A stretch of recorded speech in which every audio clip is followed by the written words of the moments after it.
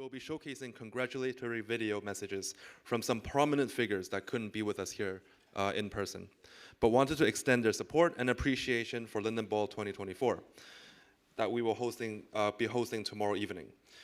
UCL, Kings, and LSE, please play the video.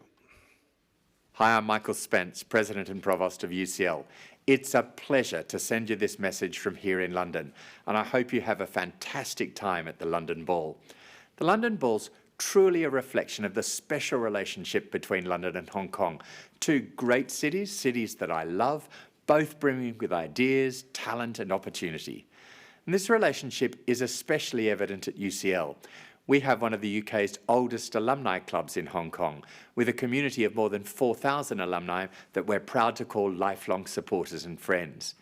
I was really pleased to be able to visit the UCL alumni community in Hong Kong twice in 2023 and hope to do so again this year. It's always a fantastic opportunity to meet our brilliant alumni and supporters and to renew our enduring relationship with the region. I'd like to say a huge thank you to the UCL alumni who've been involved in creating today's excellent events and for your ongoing support of UCL. I wish you all a great day.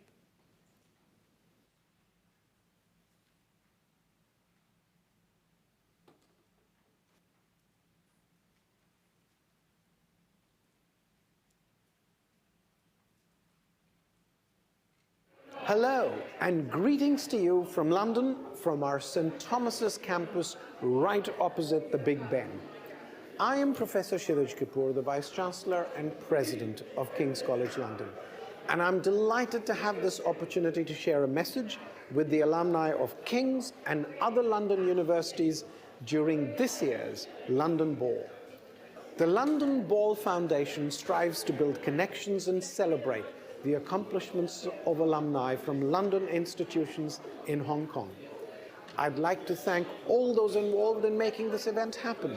Your presence tonight reaffirms the strength of our global network and the shared commitment to lifelong learning, community, and the notion of knowledge with purpose. The belief that together we can all use our expertise as a force for good.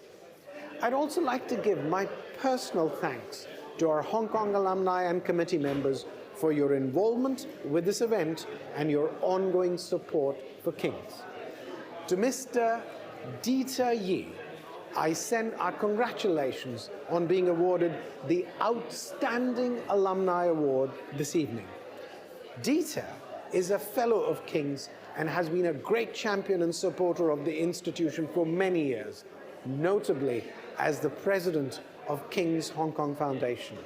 This award is a testament to the dedication he has shown to his alma mater and the positive impact he has made. Congratulations, Dieter.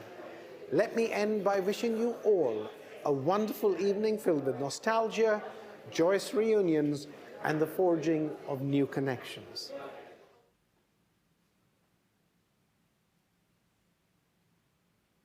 Hello, my name is Professor Eric Neumeier. I'm the Interim President and Vice-Chancellor of LSE. I am delighted to extend my warmest wishes to all of you in attendance at tonight's London Ball. Congratulations to those who have been involved in the organization of this evening's festivities, and a personal thank you to the Friends of LSE in Hong Kong. The school has a strong community of over 3,800 alumni in Hong Kong, and a great many of you are already supporting LSE's Shaping the World campaign as volunteers and philanthropic partners. Thank you for your ongoing support, and I hope the rest of you might be inspired to join in. I also want to send congratulations to Mr. Carl Wu, who completed a BSc in Economics at LSE in 2004 and who has won the LSE Outstanding Alumni Award this evening. I had the pleasure of meeting Carl last year here at the LSE campus. Carl's commitment to innovation, particularly in the field of healthcare, makes him a worthy winner of this award. On behalf of LSE, I hope you have a fantastic evening.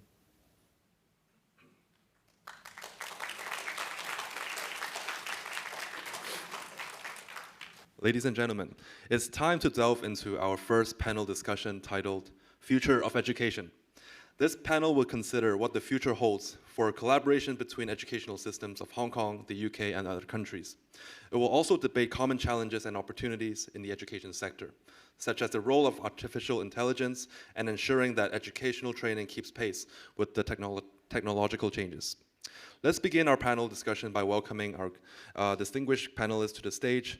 First, please welcome our moderator, Benjamin Menuet, the University Librarian of Chinese University of Hong Kong. Joining him are our distinguished panelists. First, we have Professor Anthony Smith, the Vice Provost of UCL, who flew all the way here from London to join us this afternoon.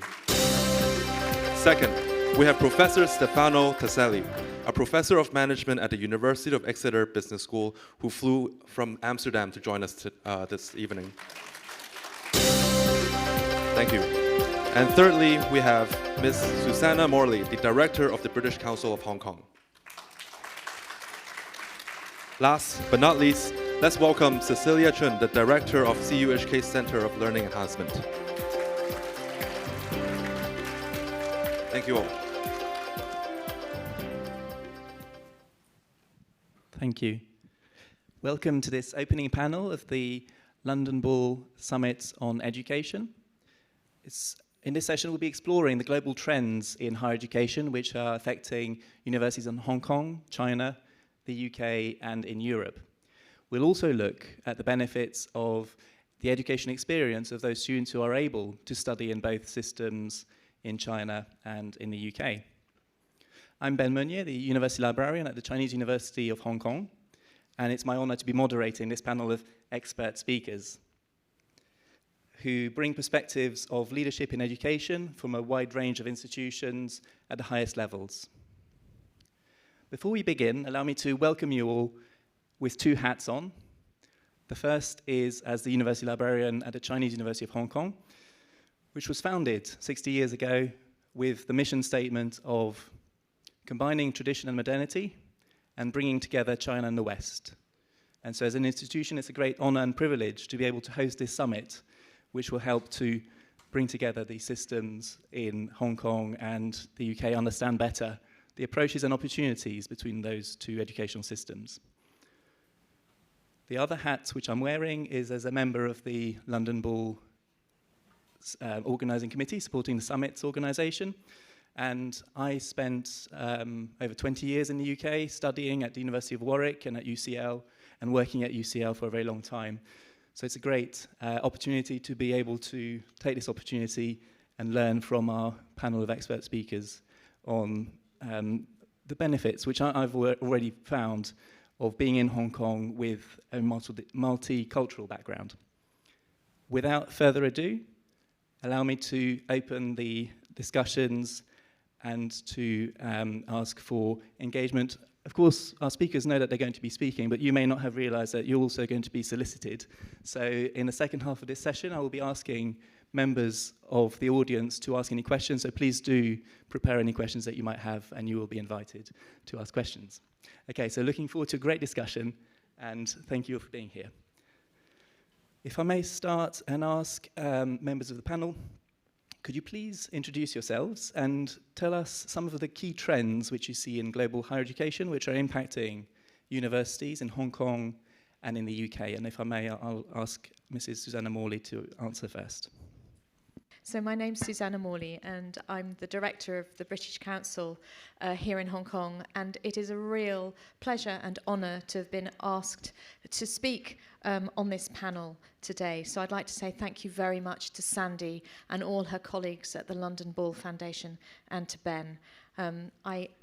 It looks like you've got a great agenda today, and I hope everybody enjoys the discussions. So, little bit about the British Council. We've been in Hong Kong for 75 years, and we've been going for 90 years, and we're the UK's cultural relations organisation. So we build connections and understanding between the UK and countries around the world through the arts, through education, and through teaching English. So we're really focused on providing skills and opportunities for young people to be the best versions of themselves so they can succeed in life. So talking about education today is really very much part of my remit and the remit of the British Council. So to start with the question that Ben has posed about global trends that are impacting the university sector in Hong Kong and the UK, and indeed I think globally, there are many that I could have picked on. I think there are a number of things that are happening across the higher education sector globally at the moment, but there are three things that I would like to pick out are the impact of AI and other novel digital technologies. I also want to say something a little bit about skills and employability, which is obviously very closely connected with the rise of new technologies. And I'd also like to say something about mental health and well-being, because I think all three of those trends are interconnected. So a little bit about my view on AI. You know, understandably, there is a great deal of optimism about this emerging technology. You know, it will automate and streamline workflows and processes that have been tedious and long, and that has to be embraced as a positive thing. But I think there is a lacking in understanding of what AI actually is. A lacking in AI literacy, which was a phrase that Anthony used earlier. And I think that the university sector as a whole is only just beginning to really understand the impact of AI and what it's going to do to the shape, not just of how young people learn and how we teach undergraduates and graduate students, but of course the impact that it's going to have on research. And I think that in many spheres of research, you know, that the benefits for things like drug discovery, for example, are already beginning to be felt. However, I think it's still not truly understood how AI is going to impact teaching and learning. You can see that it's a positive tool in terms of, you know, getting to grips with a new subject very quickly, but there are issues around plagiarism, and I think there are deeper ethical issues as well, which I'm sure we'll touch on later on in the discussion. So moving on to skills and employability, well, of course, the fourth industrial revolution of which AI is part is having a profound impact on the work environment that young people are entering into. And we are already seeing some industries becoming obsolete, and that other industries' structures are changing very rapidly. And we see this perhaps most markedly in the changes in the financial services sector, which of course is a massively important sector in this part of the world. And it's also having impact on the legal profession as well, which are sort of two examples that are very close to home.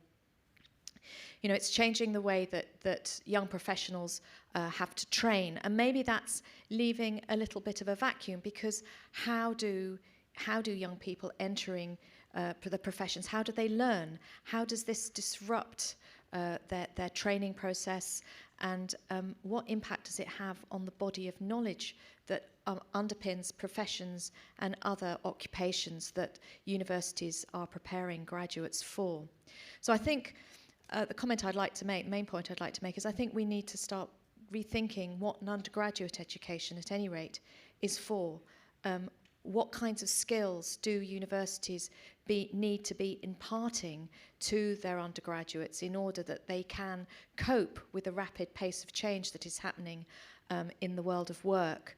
And I think there needs to be perhaps a closer collaboration between employers and universities to help close this gap and keep pace with change. And that needs to be a reciprocal relationship. So it's not employers saying, hey, universities, you need to teach your students X. There needs to be greater dialogue, I think, about those skills. And I think that also kind of, it also gets to a sort of perhaps a deeper debate about what a degree is and what the role of universities are for preparing young people for the world of work and life beyond. One does read for a degree after all, and it is all about self-directed learning. So the final thing, I know you're going to hurry me up, is about mental health. And we've seen since, perhaps this is one of the few positives to come out of COVID. COVID has created a huge amount of mental stress for many, many people around the world. And what it has done is sparked, I think, a genuine conversation about mental health and well-being, which is not just caused by the aftermath of COVID, but I think for undergraduates and recent graduates, it's all also about the pressures that are put on them when they go through their studies and when they come out the other side, and you have employers after they've worked for 15 years in school and then in university, and then employers say, well, actually your skills are not what we want. I mean, that has a massive impact on how young people perceive themselves. And I'll stop there. Thank you very much, Mrs. Morley. And I think your presentation illustrates how a lot of what we talk about in relation to higher education also taps into societal challenges. So I think all three of those themes that you identified could be looked at an even wider level, because universities do help to shape the world that we live in. So if I may follow up with Professor Tasselli, and if you could share your thoughts on the same question, please. Thank you so much, Benjamin, and thank you again, Sandy, for organizing and for inviting me. I'm Stefano Tasselli. I'm originally Italian. I have quite a lot of experience in different European countries. Currently, I'm a professor of management and director of the Research Center of Social Network at the University of Exeter. If you're not familiar with the UK, it's in a very beautiful location. It's in Devon. It's in the southwest of England, and it's really beautiful, in particular in spring and summer. So if any of you wants to visit in the next few months, it's really a great moment to be there. Thinking about the presentation and thinking about the preparation of this meeting, I thought that I could really add some value providing a research perspective. I'm director of a research center. What I mainly do is research, and we live in an age, as your undersecretary just said just a few minutes ago, in which we really need to try to bridge research, practice, and education. The three words have been quite separated, we can say, in many institutions in the last decades, but it's really the moment to rub them together and try to bridge them to achieve some integration that can be fruitful for society and from business. Answering the three key points, I mainly talk from a business perspective. I'm in a business school, so the angle can be slightly different, let's say, from other panelists, but integrating is really interesting. And I want to move beyond AI, because I think has been the big elephant in the room, has been extensively discussed before. The 3 points I want to mention, the first one is the change in the nature of work. In the last 30 years, and in particular in the last 10 years, this is not just a change in the kind of work people do. This is not just a change of sector opportunities. Let me use a philosophical term. This is an ontological change. What is changing is the nature of how people work. Let's be very frank. People can make millions in their homes just posting on Instagram pictures of a cat, of a kitten, or of other cute animals. It seems funny, but it's reality. In cascade, it also changes the way organizations work. COVID has amplified its magnitude. We can work from home, staying in different parts of the world, and still contributing to business and to society. With my research center, we studied this kind of change, calling it with a particular name. There is a self-organizing nature of organizations that is emerging. Hierarchy is important, but it's probably less important than in the past. If you look at the traditional organization from the textbook from the 30s and the 50s, it's based on hierarchical differentiation and task allocation. This is changing. People are more free to design their work on the one hand, but on the other hand, it poses legitimate questions about coordination, contributions to business, contribution to society. Where education and research stand for in this case is really trying to provide new venues of conceptualizing work and try to make it meaningful and to integrate with, say, for further purposes.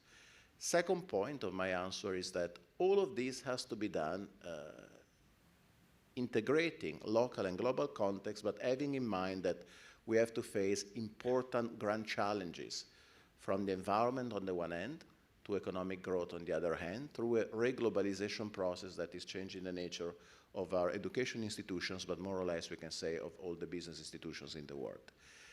Is it done already very well in our universities? Question mark. I will say it depends. Depending on the kind of university and the kind of context, it can really vary. But it's more common to see, for example, that elements like the SDGs posed by the UN are becoming incredibly and increasingly central in many curricula. And it's interesting, in this case, our researchers can really contribute to this dialogue, providing new information and new venues through research data and through the science, we can say, contributing actively, let's say, to provide science-based foundations for education programs.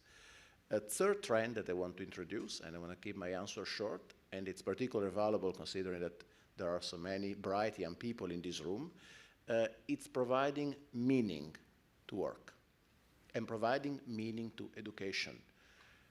What is the value of universities as institutions in 2024? It's a change in value. Let's be frank. People can find online any kind of courses that they want, providing knowledge that in some cases equal, in some cases superior to the one that is provided by the university themselves. In which way universities can contribute to this evolving trend is helping people, and in particular young people, to find meaning in what they want to do. Meaning just doesn't mean to find a job, which is still important. Meaning means finding a way to realize yourself through what you do, which is probably the only and the best way that in the future we can say we can really open up new opportunities. And in this case, I think, big thank to Sandy, that this is a clear example of giving meaning and giving, we can say, heart and value to a collaboration that is not just inter-university collaboration, but is really a way to discuss of these challenges. So, thank you so much. Thank you, Professor Taselli, for sharing these thoughts. And I think in terms of your last reflection about providing meaning are so important in a world where work may no longer be the definition of success, may no longer be the definition of the purpose of individuals in a world where so much of the work can be automated. So that'll be fascinating to explore a bit further during the session. Now, if I may, I will turn to my colleague, Professor Cecilia Chun. And again, could you share with us a few of the key global trends that you see in higher education impacting in Hong Kong and the UK? Thank you, Ben. Dear colleagues and students, I'm Cecilia Chun. I'm the director of CUHK's Center for Learning Enhancement and Research. What do? We are a teacher and teaching development center. Our mandate is to support learning enhancement and teaching effectiveness of the university through providing professional development opportunities for our CUHK teachers, organized pedagogical research, trying to identify best practices, and then next is providing support research and also conducting student surveys. It's very important for us to know what students have learned, how they evaluate their learning experiences, and so on. Talking about the two trends, just two, all right? I'll just name two. One is related to teaching. I think COVID and the advance of generative AI has opened up a diversity in teaching modalities. Before COVID, our default modality would be face-to-face, all right, in most universities. But after COVID, well, we discovered that teaching could be done online through a lot of technologies. And at CUHK, we have identified 6 different modalities teachers can make use of and deliver their programs. And because of these diversities, I really feel that it opened up a lot of opportunities for innovative teaching pedagogy and also joint programs across countries. All right? There are a number of things. Number one, teachers might need to reconsider how, first is what we teach. because of advance of technology, we might need to equip our students with different sets of skills for their future workplace. Okay, what about how? How? It's not face-to-face. It might be hybrid. It might be solely online. It might be simply online resources, all right? And then how? Next is when, and where. Do we need to be at CUHK to learn from CUHK professors? No. All right. I still remember just 2 weeks ago, we organized a workshop on generative AI and mathematics education. It's a Zoom event. Surprisingly, we had 500 registrations from different countries doing different jobs. So technology brings a lot of people together for exchange of ideas. When, where, and then the last one is to whom. Before, default was physical. You had to be here to learn from me. But now, different modalities can be opened up to different types of people. So how, what, when, where, to whom. A lot of things for teachers to consider. Okay, the second trend that I would focus on is university-industry connection. Some of you may know that we have, in our policy address, we are going to emphasize vocational education. There would be universities of applied science for students who might not be able to go into one of the 8 UGC-funded universities, which focus more on the academic studies. And even in mainland China, I recently came across an article from the Ministry of Education about enhancing vocational education through industry and university connection, a 產業結合, all right? And I think if you would like to, even for academic studies, we have to connect our students with their future workplace, the operations, the mindset of people, the skills they need, and so on. So much so that at CUHK, we started a new program called Co-op program. Students can get a gap year, work in the bank or in the industry for 1 year with pay. They earn credit at the same time. Perhaps after this 1 year, they can come back. They might choose another discipline. I don't know. But this is a new development. I think it's important for universities to be connected with industries. Yes. Thank you. Thank you very much, Professor Chan.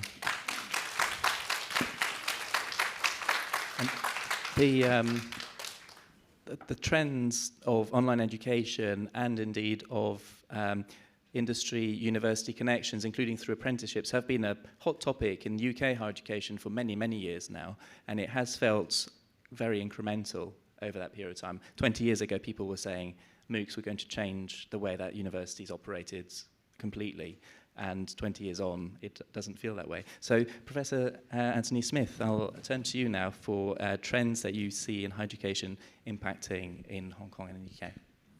Ben, thank you so much. The tricky thing about following 3 distinguished speakers is that they've said all the major stuff as well, so I won't repeat it. AI, yes, you heard me say earlier, massively important. But there's 2 things that I want to think about, which are actually the students themselves, our learners. One is to pick up one of Susanna's points about mental health.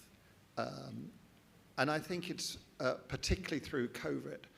And for people with great respect to us, not all as old as me, but on this panel, the 2 to 3 years of COVID was a relatively small proportion of our lives. It was annoying, but we kind of got through it. But for our current learners, and indeed those who will be coming through to study at higher education, it's been a massive proportion of their lives. And I think we still, we don't know, but we need to reflect and continue to think about the impact that they've had on their cognitive powers as learners. How will they have been impacted by the pandemic? So that's one, I think. So and particularly now for universities to think about how we support our students to keep well during their studies is something that's really important. So that's one. And I think the other thing which I see is that, and I suppose you could sort of think about it in terms of students bringing their whole selves to universities, and that is increasingly been very values driven in what they study and how they want to live. And I think the obvious example there is of course climate change, and it's something that we all of course care about, and I think increasingly our students really care passionately about, and they expect to see us as educators reflect that in not only what we teach, but the way that universities operate. So, for example, kind of going back to the disagreeing well that I spoke about just before the break, students feel very passionately, for example, big campaigns to divest, for universities to divest in fossil fuel investments. And that's really student driven. And I think we're seeing more of that about real values driven issues coming through for our students.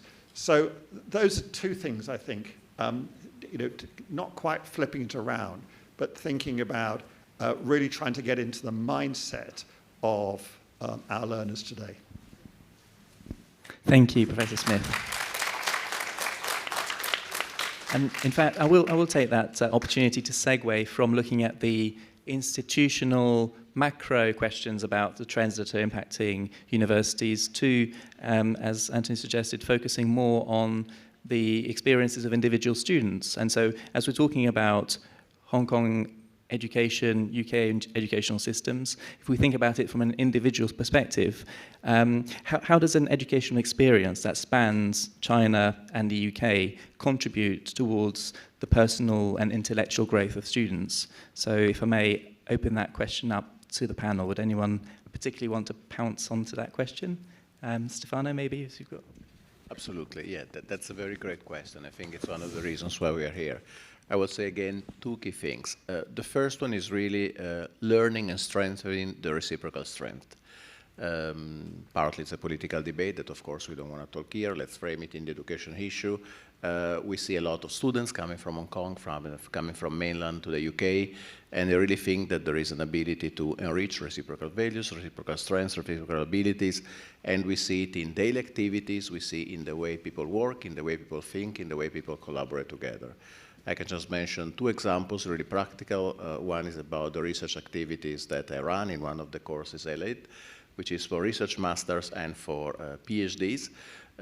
We not force, but we welcome people to create bridge teams for gender and for background and for cross-cultural collaboration, which is something that really enriches this kind of value.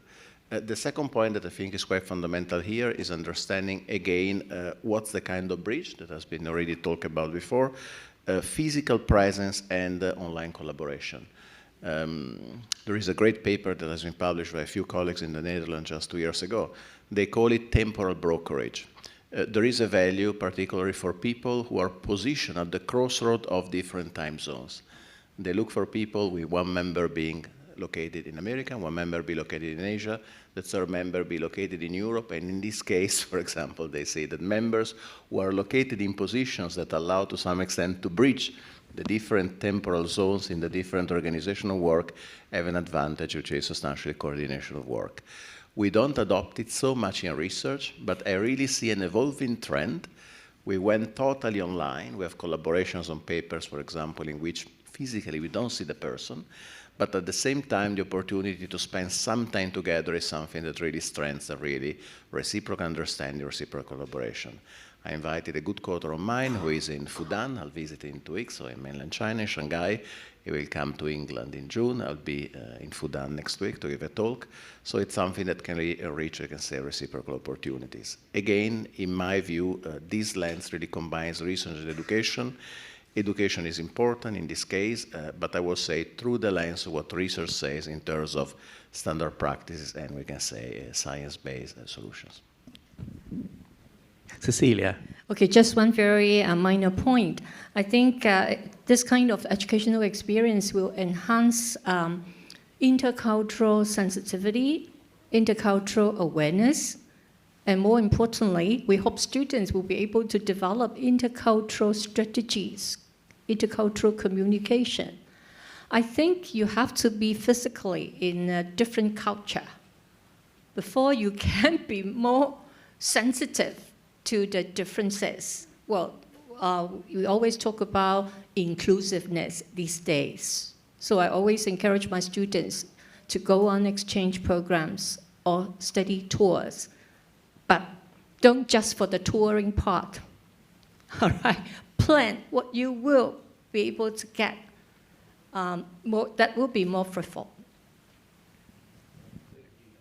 Thank you very much for your perspectives on this. So I'm going to be opening up the floor for questions in just a moment. I think we have some mics that are roving, so hopefully we can open those. So please don't be shy. I see a few hands up already. So if we could go to the lady towards the back, please, for the first question, and that'd be fabulous. But it's been great to hear from our speakers on these.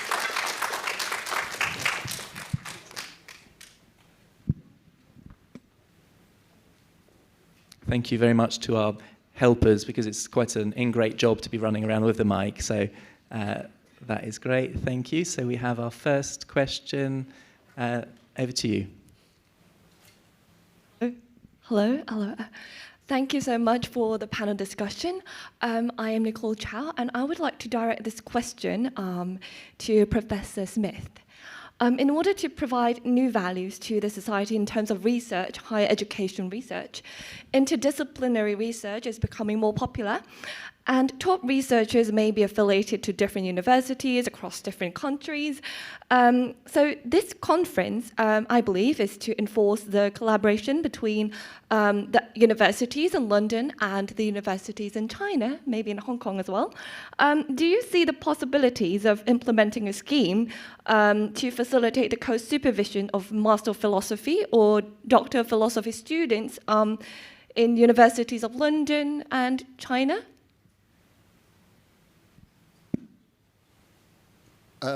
Great question, of which I think that the quick answer is yes. There's absolutely no reason why. In fact, I spent the last 2 days talking with colleagues at CUHK about exactly those things, about what the opportunities are for example, joint supervision of PhDs. So having someone might have a supervisor and advisor both in the UK and here in Hong Kong, for example. So it's perfectly possible. We were talking about opportunities in neuroscience and quantitative social science, for example, two very different areas. But so yes, it's absolutely possible to do that. And I'm sure a number of us can give examples of joint programs we already have. So, for example, we have a joint MBA with Peking. So these things are happening, and they're perfectly possible.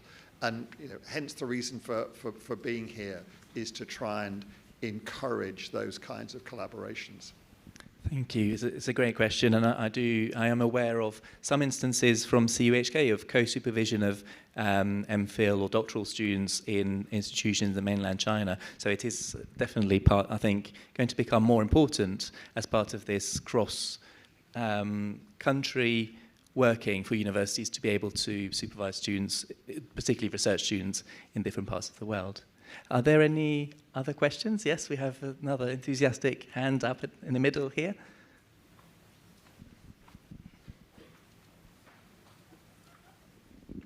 Thank you.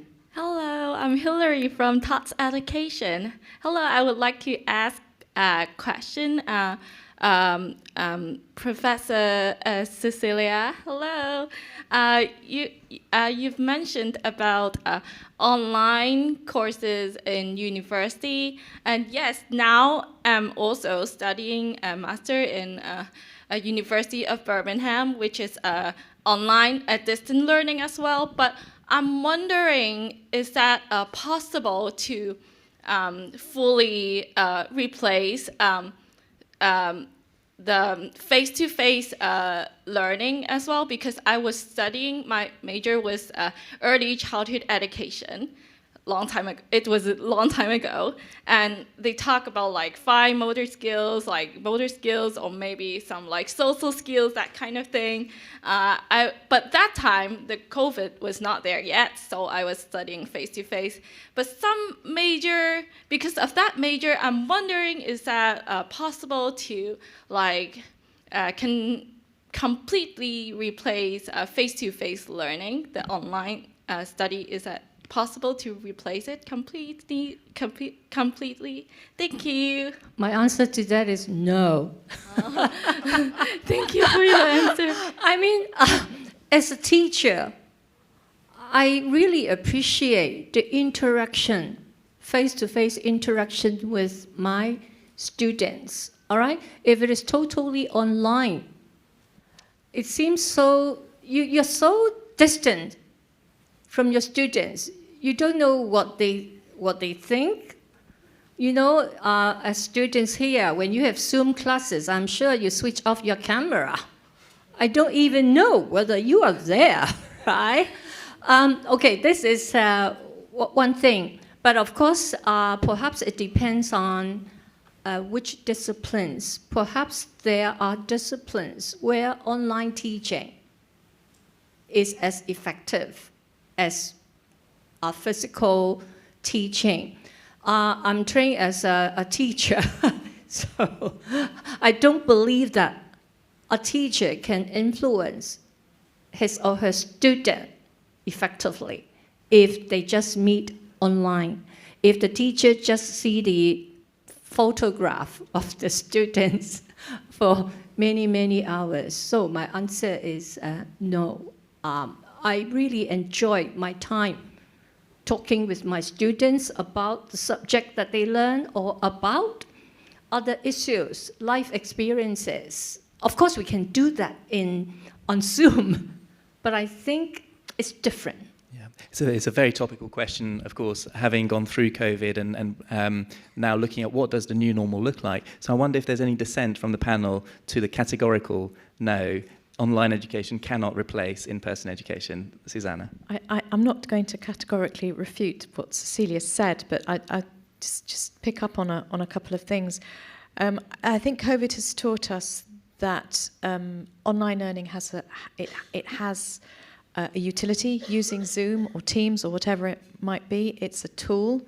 And that's exactly what it is. It's a tool. It's one of many tools that teachers and lecturers can use. I agree. Something is lost if all the teaching is done entirely digitally or online. Those water cooler moments are lost when you might have a really interesting conversation, incidental conversation after you've given a seminar or a lecture, and a really interesting topic of conversation comes up which influences a young person's research or a decision they make about a course or whatever, which is lost if everything's entirely online. And also going back to the point about mental health and well-being, I think that one thing that we have all become, as educators post-COVID, is, as Anthony said, much more vigilant about the mental health and well-being of our students. And that's true of the British Council as well, actually. And it's very difficult to gauge somebody's mental health if you're only seeing them in 2 dimensions. I would add, I know I'm the moderator, so I'm not really supposed to contribute anything, but from my experience when I was working at UCL for the library there, one of the first facilities to reopen after the COVID lockdown was the libraries, and that was because there was an acute demand from the student population to have somewhere to congregate. We are, as humans, social animals, and so actually being able to be in a place with other people that you can see and interact with does make a big difference to mental health and to the ability to feel part of a community. So that's a big part. Stefano. Yeah, and I agree partly, say, with the 2 perspectives. What I can add is that in this case, learning is not just receiving information. A process of learning is also, and mainly, let's say today, networking. And if there is overwhelming evidence, is that physical networking is totally different from online networking. And online networking cannot replace completely physical networking. But in this sense, I don't know about the specific program that our participant was referring to, but if I think about quite a lot of EMBA programs, they have blended kind of learnings. So you can follow, for example, online, and then once in 2 weekends, usually, any other week, people meet Friday, Saturday, and they have physical classes. So, of course, that cannot be done everywhere in the world, but that's also an opportunity, let's say, to combine the 2 things. Thank you, Stefano. Anthony? Yeah, we're good. I'll come in as well. I think the interesting thing, of course, that through COVID, we learned a lot about online learning. And the reason we learned about it, of course, is we didn't have a choice. That was the only thing we could do to carry on. But I think what's interesting now, thank goodness we do have the choice, is that we can start to get some variety of learning methods. But I think what we've got to be careful about is kind of getting hung up on the mode of delivery and thinking that's the decision I make first, the mode of delivery. It shouldn't really be. And I had this conversation with a colleague at COHK yesterday. And it was, it's kind of preemptive. If you think you're asking the question, what's the future of the lecture? Do people still turn up and go to lectures as students? And because, they're all recorded and you can watch snippets of them in your own time. Therefore, question, do we still need the lecture? And I think in a way, it's not, now given the choice and experience we've got of different modes of delivery, that shouldn't be the first question we ask. What's the mode of delivery? The question we should be asking is about what's the purpose? What are we trying to, what information, what knowledge, what skills are we trying to convey? And then I think once you've set about that, then actually how you deliver it, whether it is face-to-face or it is online or some hybrid mix of the 2, that's the secondary question. But the first question is, what do you actually want to do?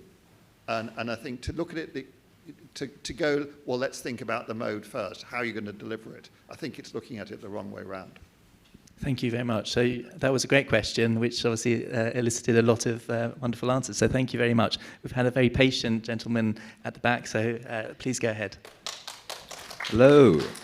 So I am Sebastian from Harrow School, and many of my friends are taking the time in order to get into very good institutions like LSE, Oxford, etc., putting every hour and every day into studying. And Mr. Professor Stefano, you mentioned a great change in the nature of work. So how important are social skills / leadership skills in this new business world? Would this impact the priorities of these students? Because I worry that my friends, my compatriots, they may be overextending themselves in the academic world by focusing in one vein too much, and they may be lacking in these social skills later in life. Do you think this is equally important in this new world? Well, that's a fantastic question. As I said before, I'm the director of a research center on social networks, so this question, let's say, flatters me and I really like it. Thank you. How to answer? Well, I'm a Cambridge alumnus. I live in Cambridge for 6 years at the master and the PhD. And I met quite a lot of people from all over the world and very different disciplines. So social skills are really important, there is no doubt. But they don't substitute the knowledge, and they don't substitute, let's say, what you're particularly good at. They're fundamental, they're important, but they are not a standing alone quality. Being in Cambridge was really fantastic for me for one reason. No discipline is better than the other. But if I want to see one thing that a lot of great people I met had in common, they were really great in what they were doing, they loved what they were doing, and they were pursuing to ameliorate themselves and to be great in what was making them great. On the one hand, it's clear, and there is no doubt that some disciplines, some trends, some faculties can help find a job and can help find a good job.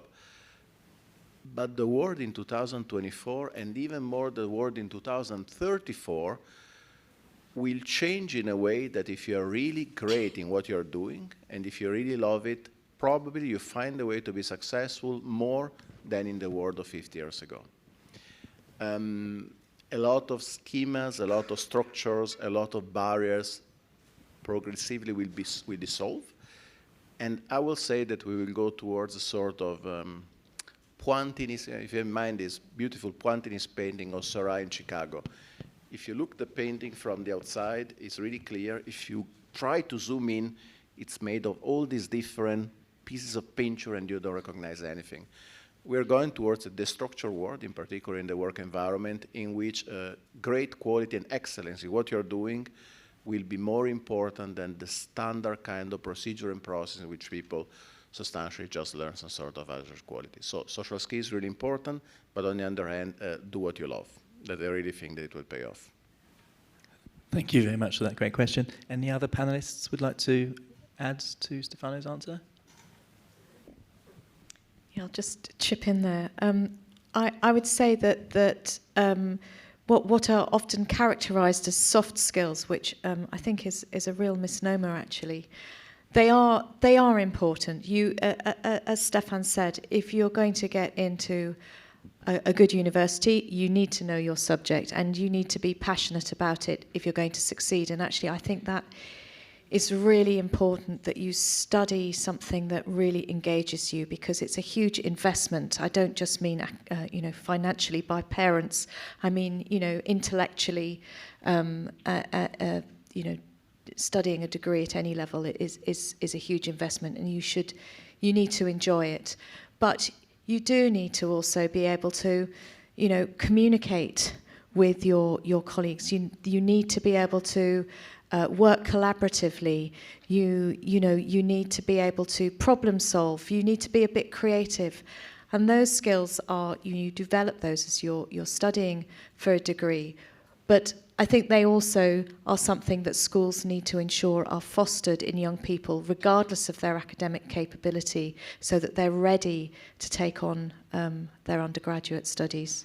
Great, thank you. That's great takeaway message of do what you love. I wonder if there are any other questions. I see there are a number of other questions. So while the mic is travelling, I suppose one question that follows on from Susanna's point is, what's the role of universities, of educational providers, to help individuals to find what they love? Because it's easy enough to say, do what you love, but it's not necessarily easy to find, especially when you're leaving school or going into a particular program with the traditional UK educational model where you specialise in a subject. So I wonder, to what extent do you think that's going to be a more important part of the education experience for universities over the next few decades?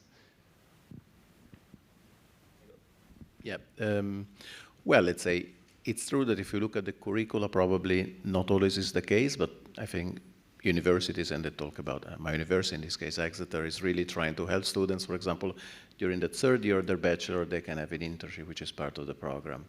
There are quite a lot of networking events. There is the possibility for students to participate in any kind of activities, let's say, they can contribute to the curriculum. But honestly, maybe that's the bad news.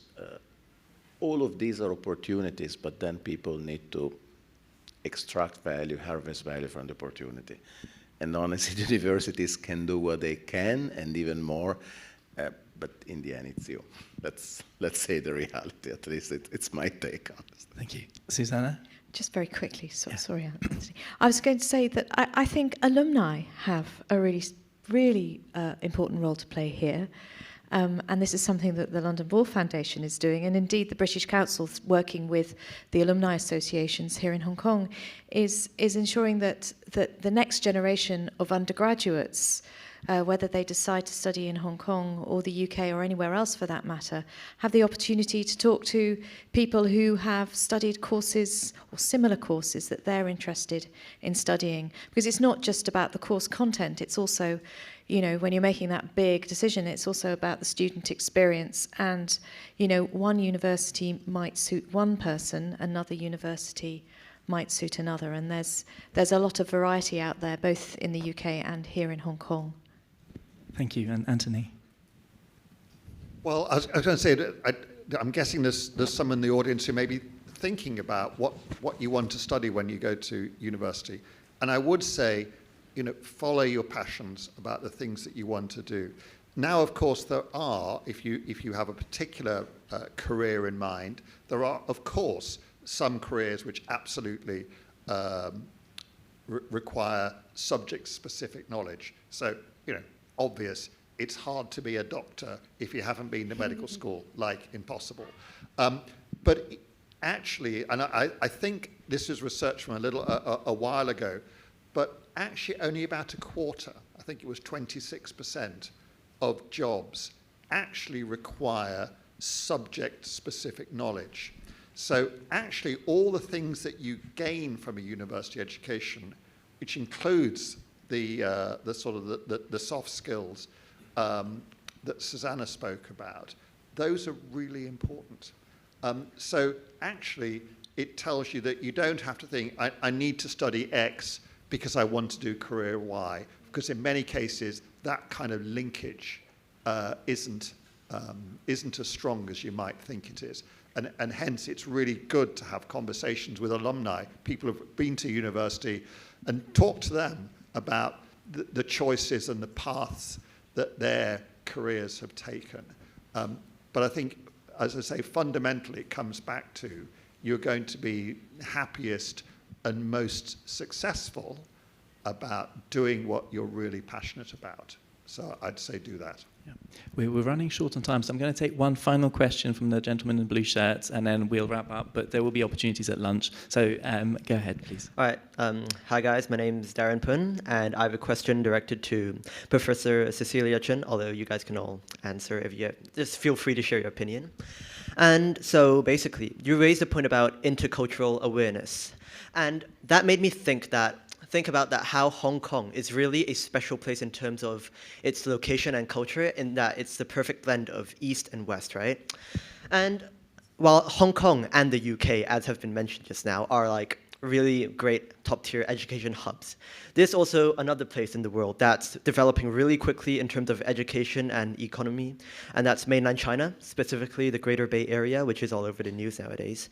So my question is, what do you think, what's your opinion on Hong Kong's strategic position as a bridge between the West, like US, UK, and the East, China? Like, what do you think about maybe a three-way exchange program where students from the West can come to Hong Kong universities for an exchange, and then from Hong Kong universities go and exchange to the mainland, and vice versa? Mainland students can come to Hong Kong for an exchange and back to the US and UK, because like I'm a secondary student, and if there's something like that already in the making, I would love to try it out. And you know, especially in this age with so much maybe misunderstandings between cultures, I think it's really a great way to increase world harmony and peace. So thank you for your question. Yes, you have made a very good suggestions about short-term exchange programs, right?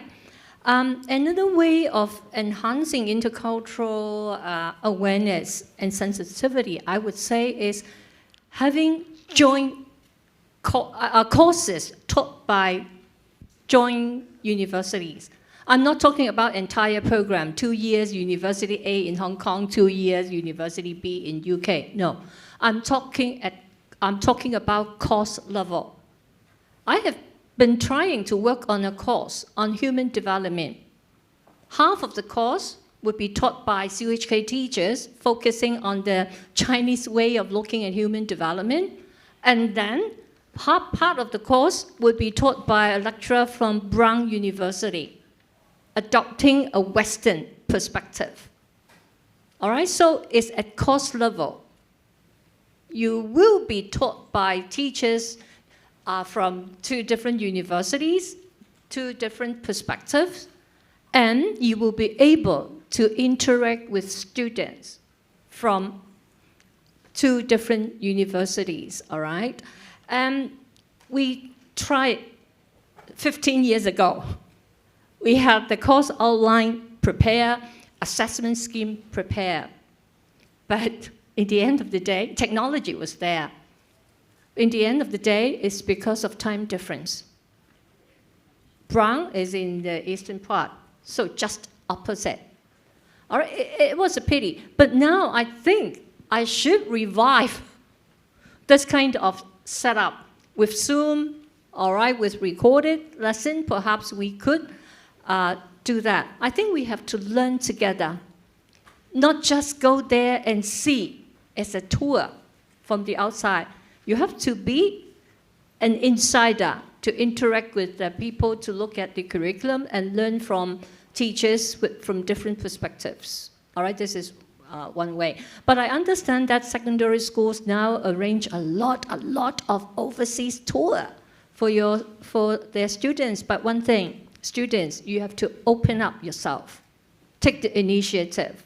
I discovered that in the university, we organize a lot of intercultural activities. If students don't open up, don't tend to interact, don't tend to understand other people, Thank you, Cecilia. Would not be That's effective. a great answer. And Thank you. Unfortunately, because of time, we're going to have to leave it there. But it's a great illustration, in fact, of the temporal brokerage, which Stefano was talking about earlier, that Hong Kong is in a great epicenter of time zones. And even though sometimes it means late finishes or early starts, that actually there are many things that we can do to connect different parts of the world through online tools. So that's been a fabulous conversation. I'd like us all to give a warm hand to our panelists. And I think that the key takeaways that we can take from here are, we've heard a little about the global trends around AI, about the future of work and the changes to the future of work, the importance of universities taking the lead in terms of providing meaning to studies and research that's underway. But 2 key takeaways for us individually are, do what you love and take the opportunities that present themselves, because particularly in university there are so many ways of engaging with things that you might never have dreamt of getting involved in, and often those are the most rewarding and fruitful careers. So I want to thank our very active audience as well for your participation. Please give yourselves a warm round of applause. And I think we are on time now for our lunch. I'll hand back to our MC, Leon. Thank you. Yep, thank you. Another big thank you for all the panelists and Mr. Benjamin for hosting this amazing panelist conversation. And also another round of thanks for every student that have asked those really interesting questions. A small announcement is that by the end of the day, we're going to give certificates to every student that has asked a question. So please try to be engaging and ask questions. Don't be shy. And now, can we please capture this beautiful memory with a group photo with our moderator, panelists, and Ms. Sandy Lau. After that, we'll be giving out the certificate presentations to honor everyone's contribution.